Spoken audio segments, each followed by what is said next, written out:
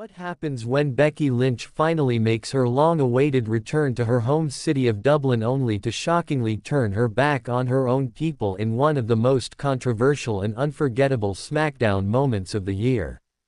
From cutting words that ripped into the pride of Ireland to a chaotic sequence that spiraled into an all-out brawl involving Tiffany Stratton, Nia Jax, and Jade Cargill, this was a night that lit up headlines across the globe and had the WWE Universe questioning if they had ever truly known Becky at all.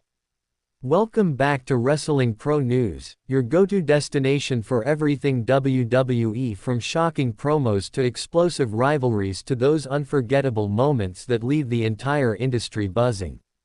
Let's take you inside Becky Lynch's Dublin promo, a segment so volatile that it shook the very core of WWE.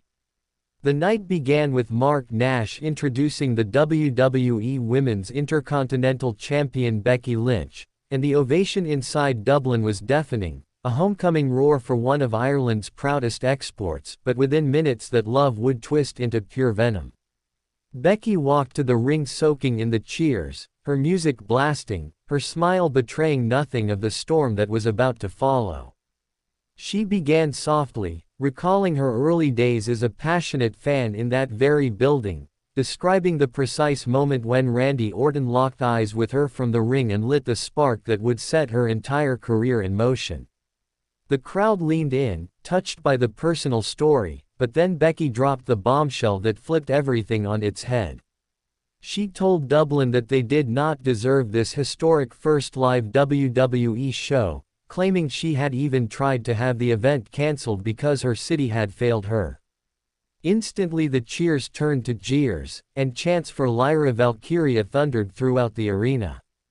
Becky smirked at their rejection, mocking them for throwing their support behind someone she saw as a pale imitation of her greatness.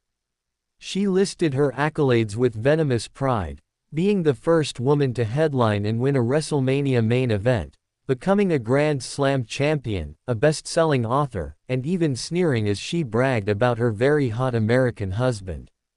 She elevated herself above Irish legends, name-dropping Oscar Wilde and James Joyce only to dismiss them as irrelevant losers, demanding instead that Ireland erect statues, paint murals, and hold parades in her honor.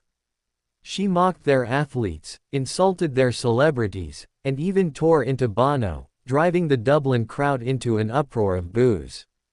Just as the arena threatened to boil over, Tiffany Stratton's music hit and the dynamic shifted.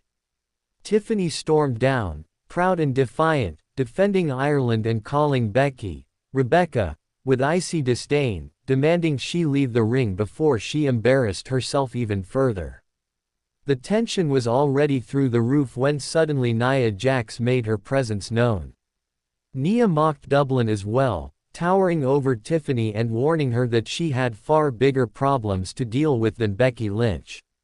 The threat turned physical as Nia dropped Tiffany with a vicious strike that sent the crowd into shock. But before Nia could finish her destruction, Jade Cargill's music hit and the atmosphere erupted again. Jade hit the ring like a force of nature, unloading rapid forearms and nailing Nia with a devastating bicycle kick that sent the giant crashing to the mat. Becky attempted to sneak up on Jade, but the moment Jade turned her gaze on her, Becky hesitated and retreated, unwilling to risk a direct clash.